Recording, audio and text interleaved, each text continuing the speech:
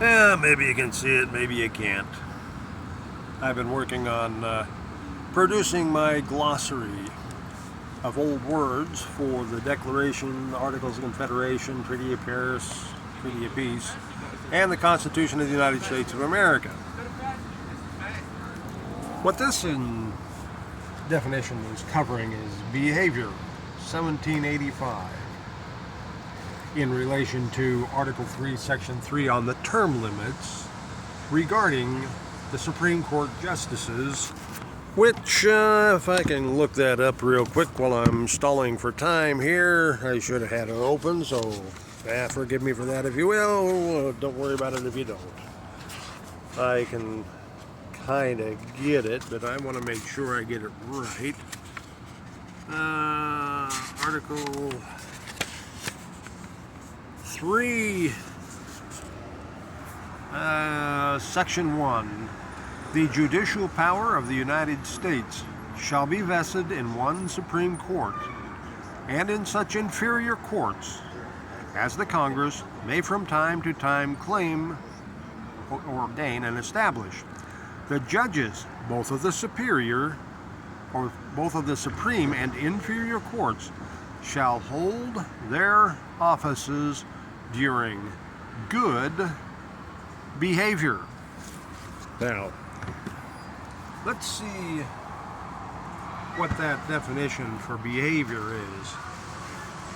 Number 6 in that definition from 1785 is to be on one's behavior. Obviously good or bad. A familiar phrase noting such a state as requires great caution. A state in which a failure in behavior will have bad consequences. For all the judges, those bad consequences are the removal from office. So what is consequences, or what is activity or behavior that is bad enough to be removed from office? You know all of those laws that are enforced against you, me, and every other United States American and any other brother that's in these United States of America. The violation of any one of those and the plea of guilty or being found guilty by trial, and in criminal prosecutions that trial has to be in front of a jury according to Amendment 6, not according to the Supreme Court rules, which, by the way, that puts them on bad behavior, because their rules say that petty criminal offenses are not to be tried by jury as Amendment 6 demands, but by judges, which Amendment 6 prohibits. That is seriously bad behavior because it directly violates the exact text of the Constitution. Well, let's just say that they didn't do that. If they got a parking ticket and they are found guilty, or pay the fine, because that is an admission of guilt, that is bad behavior because they have absolutely no respect for the law. And a judge that has no respect for the law is on bad behavior, no matter how minor the actual infraction is. The violation of a law is the violation of a law and cause for removal. But you know what the glitch to that aspect is in our modern society? Police officers almost never give tickets to judges or lawmakers or other police officers in that sort, or even medical personnel. Because if they start ticketing medical personnel, then those police officers might find that the medical service given to officers might be lacking in some way. Same way with the judges, who are lenient and favor police activity because they don't want to be constantly given tickets for violating the laws that are enforced against you and me. And they also take it easy on medical personnel for the most part, because the last thing they want is an angry medical personnel while that judge is going under the knife or some such. So you can see how the entire system as it is working, as it is operating at this particular point, I won't say it's working because it isn't. Every bit of the government is making sure that the other bits of the government are very well protected against constitutionally lawful penalties, such as treason up to death and the removal of 100% of their assets, and or Amendment 13, which is the use of slavery and involuntary servitude for the entirety of their service in jail or prison.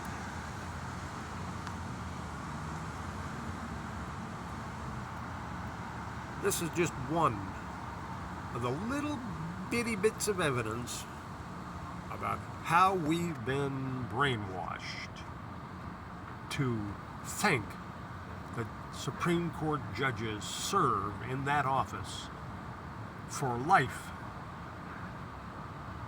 or until they die, of course, or until they resign. That is bullshit.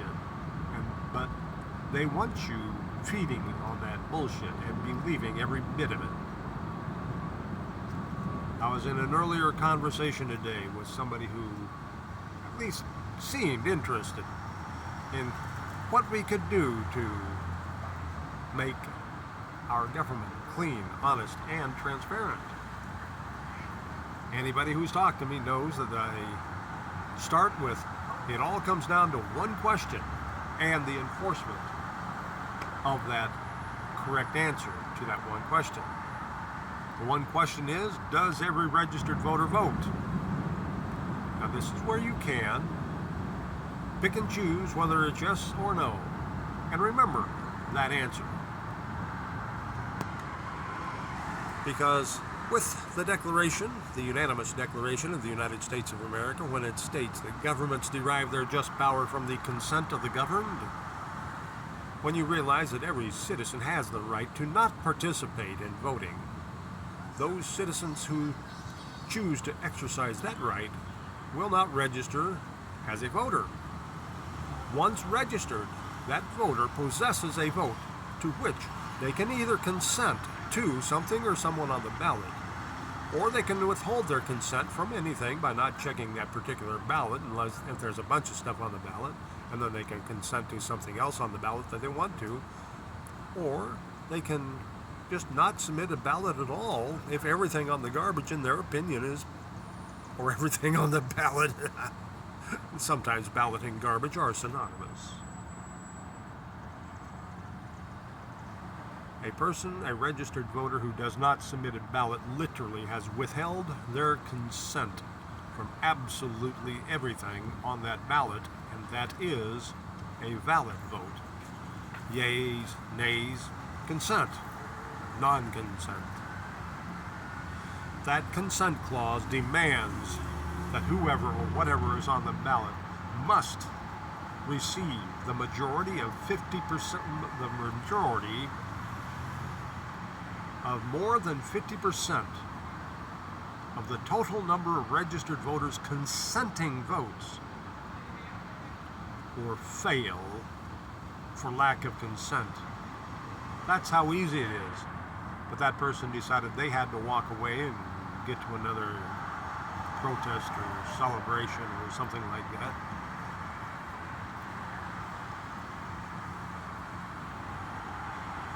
And looked at me like I was crazy.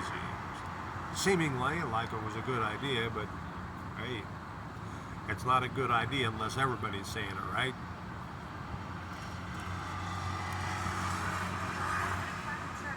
I tell people that if I had magical powers where I can make one wish, that all of this be corrected with just the snap of the fingers or twitch of the nose or just saying, I wish blank, blank, blank. You know why I would not do it? Because then it would not be our country, it would be mine. Because you would not have helped participate in it. That is why I do not do it. Not that I could.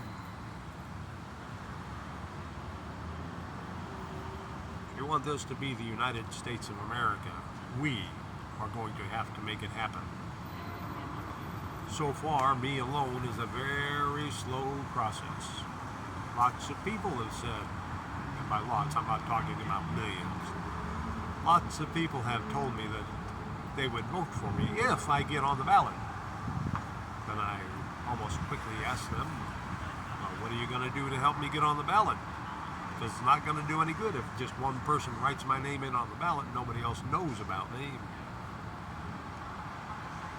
But about that point, people turn around as fast as they can and they gotta be somewhere else. Land of the free, home of the brave, my fucking ass. You will find a brave police officer who's actually defending their community or the country, or military who's actually defending these United States of America. You will find police officers who are doing exactly what they are told, and military personnel who are doing exactly what they are told, and they have absolutely no clue what's in the Constitution. And if they do, they're certainly not using it. I have made it my habit to start asking anybody in military and police uniforms if I could see a copy of their Constitution. I'm liable to drop over dead if they all start having a copy that they actually know the content of, actually read it and know it based on what it meant. But this has gotten kind of far off from the original topic of how long are the actual terms of the U.S. Supreme Court? Very short, because sometime they're going to park in the wrong space, with no money in a meter, they're going to jaywalk, they're going to litter, they're going to speed, etc. But only if somebody catches them at it, because they're not generally honest enough to report themselves, which means they shouldn't be in office to begin with. But good behavior. That goes for city, county, state, and federal judges. All of them only serve on good behavior. And whatever the government considers of you on bad behavior, smoking a marijuana cigarette or whatever drug of choice, and I'm sure judges do that too because they're just as human as anybody else, that would be considered bad behavior because it violates one of their own laws. Your choice.